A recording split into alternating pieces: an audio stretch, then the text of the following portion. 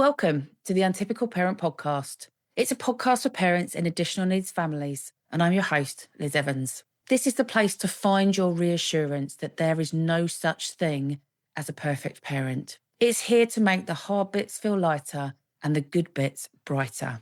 Just quickly before we get started, are you looking for practical ways to support a child experiencing school anxiety? This season, I'm delighted to let you know that the Untypical Parent Podcast is sponsored by Terry Wise from Wise Inclusion and Rachel Helm from Helm Education Consultancy.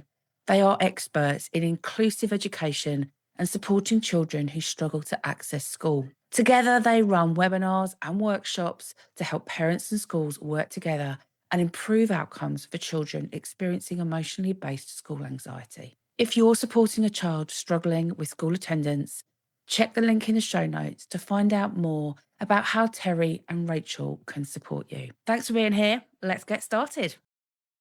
Hello and welcome back to the Untypical Parent Podcast, the Bookshelf episodes, which are the new episodes that we've got in between the longer guest episodes where we are talking about books. Now, people might think this is a little bit of a weird thing for me to be talking about when I am dyslexic, but I have discovered the world of books through audiobooks.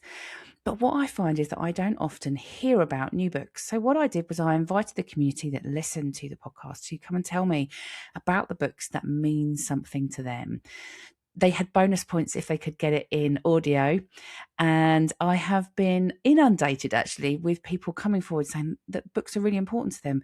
Because just like the podcast has been set up as a support for parents in additional needs families, I also think that books can be an amazing support for us in all sorts of ways, gaining knowledge, but also a bit of an escapism, all sorts of ways. And I just wanted to talk about books and the books that have meant something to the listeners that listen to the Untypical Parent Podcast. So today I have the lovely Carly has joined me as a listener to the podcast. Hi, Carly. Welcome to the podcast. Thanks for being here. Thank you. Now, you've got a bit of a background in books, haven't you? So your background in books started off that you were selling books? Yeah, I was a bookseller, so I was a self-employed bookseller for 10 and a half years, 11 years. A long time. Yeah, And I then was. something kind of happened for you. What happened that moved you away from selling books? So I am visually impaired. I have been all my life. I've had sight challenges all my life, but those challenges changed slightly in the last 5 years and moved into I can never say the word, into a degenerative condition. Yeah, So okay. whereas before I had been able to, I could read things up close, or I could, I could enlarge things. All of a sudden, I was finding that because there was kind of a perfect storm of things. So I've got sight degeneration. I've lost the sight completely in this eye. Well, I've lost useful sight in this sight, but I have kind of a band of sight because I've got double vision as well. Then it brings this band of not very useful sight on top of this picture here. So it meant that actually if I looked at words, then they'd be dancing around. So all of a sudden it wasn't just a case of not being able to see them, it was a case of not being able to focus on them. And it kind of broke my heart a little bit. I found that I was grieving books massively. And I continued with my business for a few years after that. We didn't have access to audiobooks. It was just physical books that we were selling. But I think because there was such a kind of disconnect, because I wasn't able to, whereas before I had binged these books that, I'd get a book delivery and I'd be grabbing them out and I'd be, oh, look at this. And I'd be pouring through the young adult fiction and things like that. All of a sudden I found I couldn't do that. And the books that we had, they weren't widely available on audiobooks. So some of our books were, many of them weren't. And because a lot of them were primarily children's books as well, where you're looking at pictures, activities, that kind of thing, it just didn't translate. And so it kind of just took a natural finish towards the end. And I kind of lost that side of it. And have you found, I remember talking to you briefly because I always meet with people before they come on the podcast, and we had a chat prior to this, and you were talking a bit about there's almost kind of a bit of, I don't know whether snobbery is the right word, but if you don't actually read the book, then you're not kind of a proper book reader. And I think for me, I've always shied away from books because they were such hard work. I hated it. I've always hated reading. And I was then started to listen to books and I thought, well, I'm still not reading. So that's not a proper read. But I just kind of wondered if you felt that change, Carla, when you kind of moved from reading in a traditional way to, I presume, accessing books now through audio. Massively, to the point that I've Yeah. had people comment on, so I will join in on social media, I'll join in with threads about books, and I will join in and say that I've accessed it via audiobook. I've had people say that that's not reading. And so I'll come back and say, well, actually, I'm visually impaired. And so they get very quickly, they're kind of, oh, sorry, I didn't Yeah. Whoops. realize. Yeah, but actually, it, I'm lucky in the sense that I've got a badge on a very not visible, does it, but a recognized, if you like, Yes. disability. But Yeah. I also have children with like severe school trauma and burnout. I've got a child that is ADHD. I've got children that don't access books in that way. And I was finding that actually they were kind of, the judgment was going in that so they're not sitting and reading books, so they're coming home from school feeling damaged because they're not reading books. And I became very passionate very quickly about the fact that for me, I think the importance of books is in the words and the connection and the Yeah. storytelling. Yeah. And actually, words can be accessed in so many ways. And like the shame that we have about not picking up a physical book and reading it just because I'm visually impaired. I mean, I'm also ADHD. Actually, that means that I prefer accessing audiobooks sometimes when I just want something in the Yes. background, when I can't sit and focus, when I'm going for a walk and I want to have, I want to keep my mind quiet, so I've got a book there. There is so much, and I think I have used the word snobbery, and I saw it within my industry where people would be writing posts about how it's so wrong that children aren't reading these books and they're not taking these books home. But actually, these children are listening to podcasts, or they are Mm. texting or listening to instructions, or they're writing instructions or reading instructions, and they are accessing so many different worlds in that way.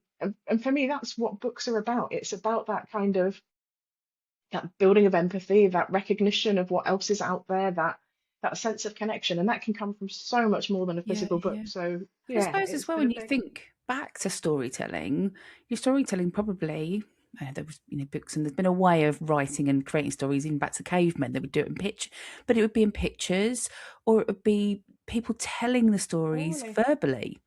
Yeah, it's And, the and OG. yeah, that's the way that we did it. And I think a bit like you're talking about is I always felt that books were inaccessible to me. They weren't. There wasn't something that I could access. And it's only been, I'm now in my maybe late 40s, that I'm still hanging on to the mid 40s, Carly. That my mid to late 40s, that I suddenly feel like I've opened up this whole new world of books, and I feel like I've really lost that. I've lost how many years of being able to access storytelling. And Yeah. learning for me was always, people get very upset with me because when I get books, I highlight them and fold pages down and do terrible things to them that people get very upset about. But it was the only way I could access them. I'd often start a story, then just flip to the end because I'd just think, well, is it going to be worth the effort? And then it would sit on the side for a year and I hadn't read it. And so it's just audiobooks for me, I think, is just amazing. And I suppose I kind of call it in my own way, it's untraditional reading, if that's even Yeah. such a word. It's not traditional reading, but I'm still accessing books, and that's really important. Yeah, no, absolutely. I call it reading. Go for Yeah, it. good. We'll go for that. So you came on today to talk about a really special book to you. There's a book very particularly that you wanted to talk about, and it's called The Girl with the Louding Voice. And this is by an author called Abi Daré. Have I pronounced her name right? Daré. So she's got Daré. an accent over the yeah. Perfect. I only know that because I googled it just before I came on in panic. Do you know what? I Googled it and they didn't tell me that bit. Thanks. I'm glad you got a good Google response. Carly, tell us a bit about this book, because I know this book is really important to you.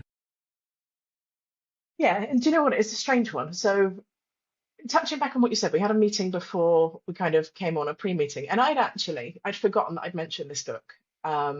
There were two books in my head, and I was kind of debating which one I was going to talk about these two books. And you said to me, "Oh, but you named another one as well. You named The Girl with a Louding Voice," and it instantly, and it did it straight like then. It evoked a physical reaction in me. It I makes my remember you breath kind of saying, catch, and yeah. it makes me go goosebumpy. And it makes me.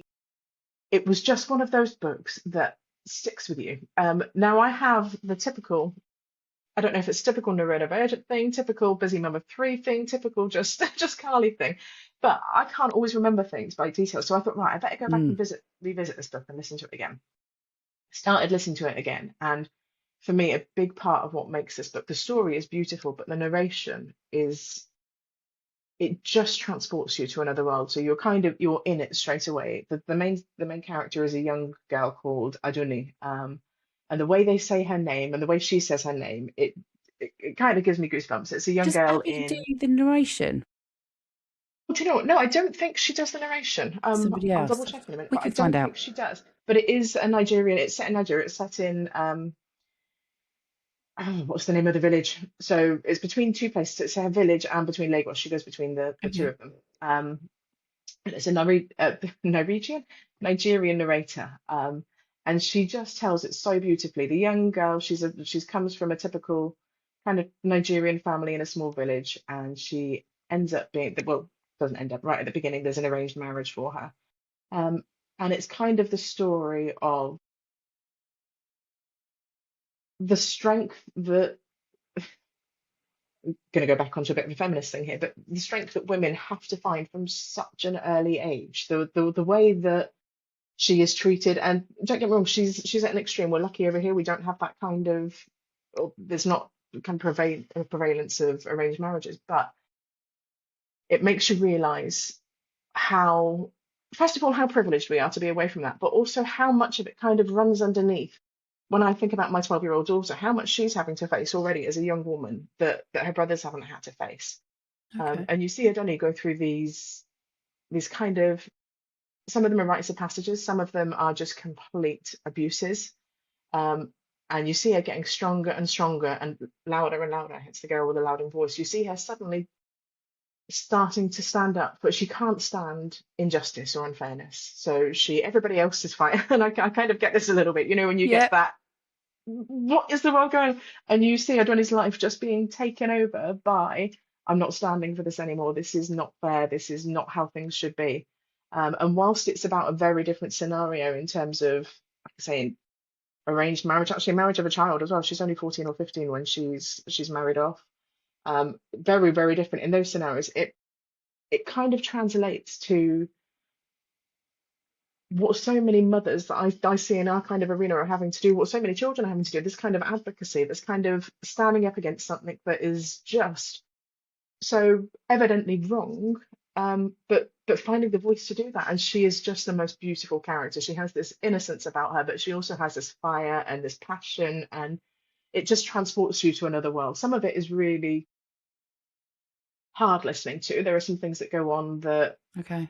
that no young woman should have to face.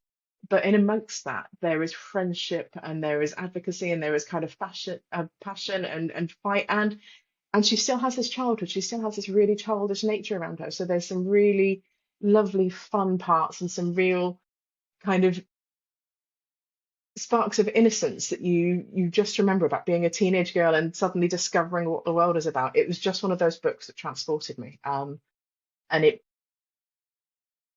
I think audiobook brings it even, it's kind of even, I think this is one of those books that you have to listen to on audio to really get the full picture. I can't imagine, as much as I've loved reading I can imagine the hardback being beautiful and having that feeling of having it in your hands, but actually being able to just sit and listen to her words and listen to the world around her and kind of have that feeling that you're in it. It's just an incredible book. That sounds really interesting, isn't it? Because actually, it's not often you hear people say this is actually better probably in audio, because it transports me into the situation, or transports me into the story, and I can feel it.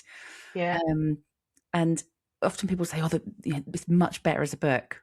I don't think I've ever heard it's anyone say it beautiful. the other way around. And I think for me, I would always say it's better in audio because I never finish it when it's in a book. But But no, I think this one is for everybody. I think there are yeah, so many, the accent and hearing because you can hear there's a lot of kind of background noise in it, so it sounds like you transport yourself there. But oh, there are also so okay, many words there I wouldn't know how to pronounce as well. So hearing them done properly, but I'd spend so much time. I'd read it and then I'd have to Google it. How do I pronounce that? And then I'd be practicing it and then I'd have to be yeah, repeating it in my head. This yeah. way, you just have it delivered to you exactly how it's meant to be by the author. Like it just takes you into, this was what I was envisaging. This Yeah. is what I wanted you to hear. Here it is. So yeah, it's So sublime. it sounds. I mean, I remember talking to you before this, and you said you had this almost physical reaction to an internal reaction, even just by saying the name of the book. What does the book bring, Carly? What when you read that, what was it doing for you? I think the biggest thing for me was connection. Okay. It transported me. And I've got two other friends. I've got more than two. Well, I probably don't have many more than two friends actually. I'm a mum, but I've got two other friends that also listen to it on audiobook. They're sighted. They're not dyslexic. They listen to it on audiobook because they choose to listen to it on audiobook, and they loved it as much as me as well. So it's not just that. I think the book, it took me into, you just fall in love with the character. It Yeah. has you kind of rooting for her right from the beginning. It has you wincing, thinking, oh gosh, I know what's coming now. It has you breaking your heart for her. It has you feeling really kind of ramped up and angry and yes, we're gonna take a stand. It also has you kind of like, oh, you get protective. Please don't, don't take too much of a stand. I don't want you to get the repercussions. I think this is probably one of the books where I've had the strongest ever connection with a character, where actually that character has become. And in fact, the two friends that I talk about it with, I'll say her name and they will straight away, oh my gosh, yeah, I love her. Adoni. I've never found a character that has been created in such a way that I have just felt like she's real, like she is Yeah, there, yeah, like yeah, she's. yeah, And I don't know if part of that is being maybe coming from a troubled teen background and kind of resonating with that. Maybe it's the advocacy side. Maybe it's just that the author has done such a beautiful job of describing this world that you feel you're part of it, but you just fall in love with her. I think what's so interesting is when we read things like that, often, we were talking again before we came on, we were talking about EATOS packages and life and All navigating sorts. worlds with kids that have got those additional needs and even our own needs as well, is that it's very, very difficult often to find time and space to do that, to because it almost sounds like this book takes you away from all of that.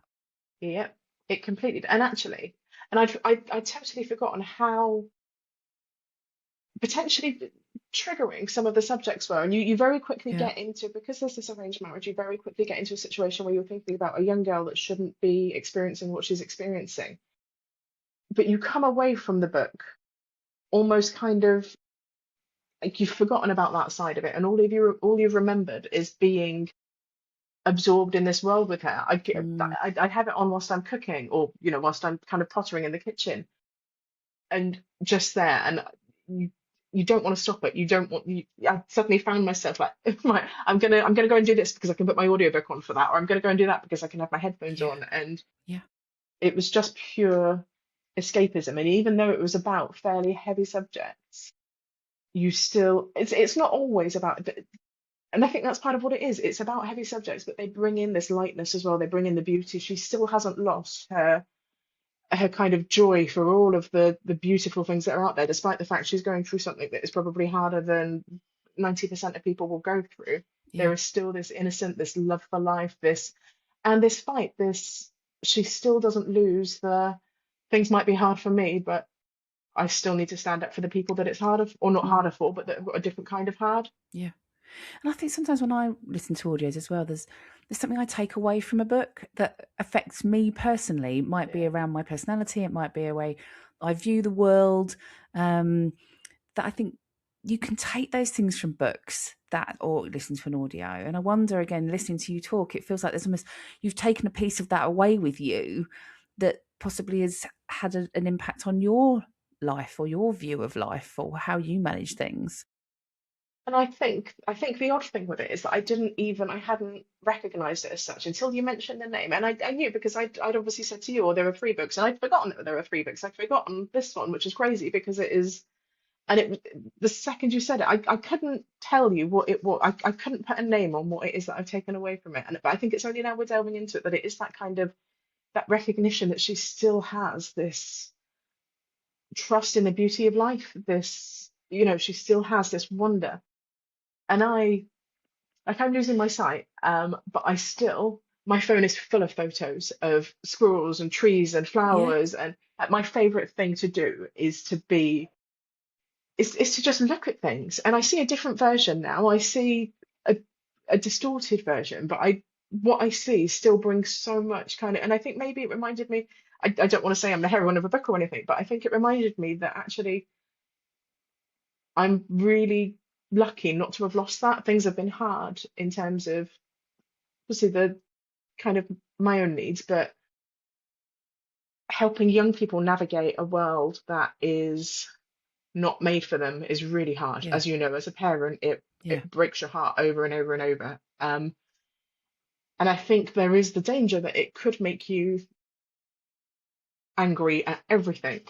So I think maybe Yeah. that's what it is. I may think maybe it's this reflection that actually, like, I'm watching what she does or listening to what she does, and she has got it so much worse in terms of what she's experiencing, but she's still finding this beauty and wonder. So maybe that's what it is. Maybe it's that Yeah. reminder that we still get to choose to, like, marvel at the squirrel that's on the bird feeder, or we still get to choose to, like, my tomato seedlings are popping up, or No. the my son has just sent me a message because he just wanted me to, he thought of something that he thought I'd like, the little bits of magic that are still there. Yeah. Yeah. And I think she kind of reminds you to keep that at the heart of what's Yeah. going on. And that's so important, isn't it? I think you've just hit on a really important point, and I bet you there's lots of parents listening to this that are in the depths of stuff that, as we do, we go through crisis at times, and we end up down some deep holes sometimes, and some pretty deep, dark holes at times. It's reminding ourselves that sometimes that doesn't last.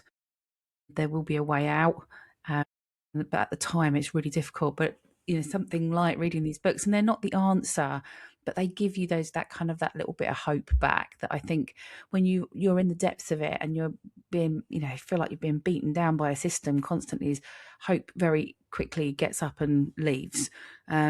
And I think it's nice to remind ourselves that there is some hope, and by reading and through stories that you can get that hope back. Without a doubt. I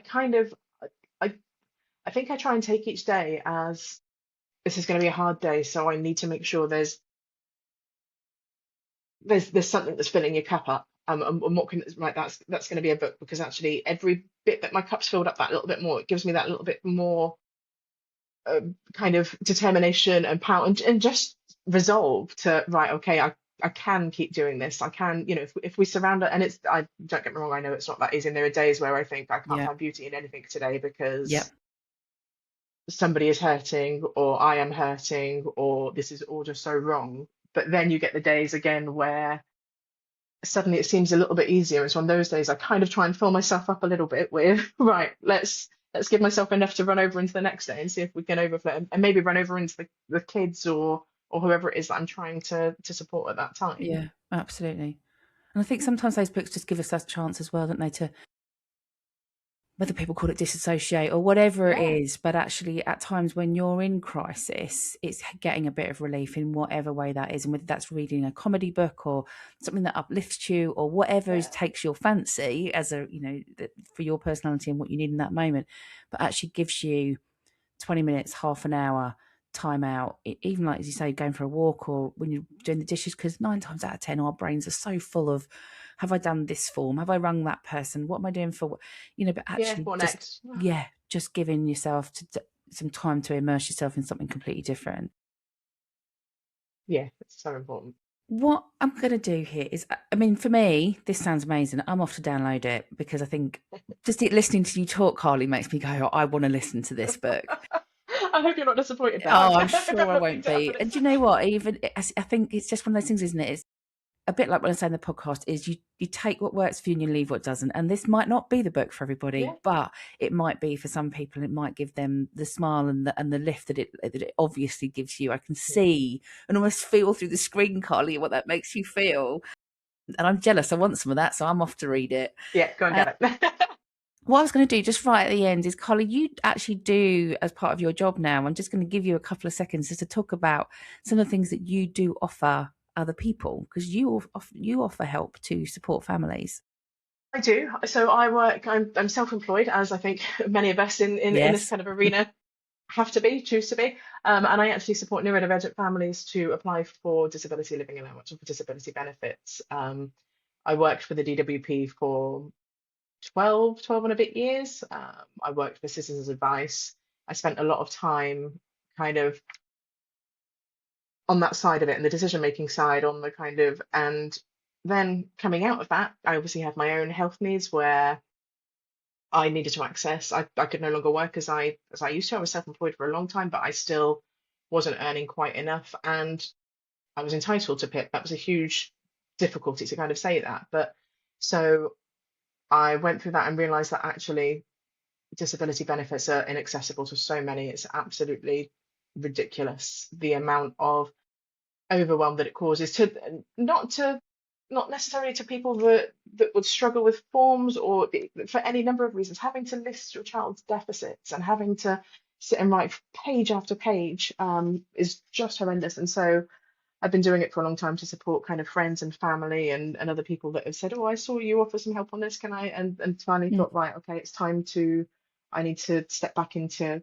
my own kind of work. So actually I'm going to offer that as a paid service for the people that choose to access it in that way. So we do it more as a storytelling session. I'm big on words, I'm big at storytelling. So we have a Zoom session where we talk about like the whole picture of your child, so everything, so their kind of sparks and their quirks. So the struggles obviously are in there because that's what needed for the form, but actually it's more about getting this whole idea of who your child is and what they need to, to make life as accessible as possible. And then I translate that into the language that some people find difficult to do in terms of the form and complete the DLA form. So that's what I'm doing, and yeah, I'm enjoying it. It's heavy work. I'm sad that it's needed. It shouldn't be needed. And in fact, one of the things that I'm doing is putting together more kind of resources for people that want to be able to navigate it by themselves, but can't. But that's on one of my To-do lists. yes, and I've got about 79 to-do lists. But Yeah. yeah, that's where I find myself at the moment, and that's what I'm That doing. sounds amazing. What I will do is in the show notes, we're obviously going to tag in Abi as the author to The Girl with the Louding Voice. But That I'll makes me also feel like I'm connected to a celebrity already, even though it's only a tag. But we'll tag her in. Hopefully she'll see it. It'd be great if she does. my bestie. And I will also tag in Carly, just in case there's any of you out there that are thinking, oh, I didn't even know I could apply for DLA. And when we say DLA, we mean Disability Living Allowance. So I'll put Carly's notes there as well. I'm just thinking, actually, Carly, whether we get you back onto the podcast generally to have a chat about DLA and PIP. I'm more than happy to. I think there could be a lot of families out there that nervous now, but like you, I've been through DLA for my son, but also PIP for myself, and they're not easy roads to travel, those ones, and as you say, can be quite difficult. So I'm just wondering, you and I'll chat. We'll chat. I just wonder whether actually that could be a really important one for parents, and they'd be really interested. I was just in about that to one. say it's an important one. I think there's so much shame and also so much kind of doubt about actually is what I'm dealing with. Is that something Is it bad enough? need? Yeah. And it's that validation, I think. So absolutely. Let's go for it. Thank you ever so much for coming on, Carly. I really appreciate it. It's been lovely to have you on, and lovely to hear about The Girl with the Louding Voice. I'm looking forward to listening to that myself. So thank you for coming on. Not a problem. Thanks ever so much, Liz. You too. Take care. I've learned a lot since starting my own podcast, mostly by getting things wrong first. There was even a point where I nearly didn't have a podcast at all, until, like most things in my life, I found a way to make it fit my brain and my life. Turns out the typical podcasting advice doesn't fit everyone. Who knew? That's exactly why I created the Untypical Podcaster Lab. It's for people who know they want to start a podcast, but need a way that works for them, not somebody else. I'll guide you from your first brainwave to your first published episode, one step at a time, in just 2 weeks. If that sounds like something you've been looking for, you'll find all the details in the show notes. I'd absolutely love to help you get your podcast out into the world. Take care, and I'll see you soon.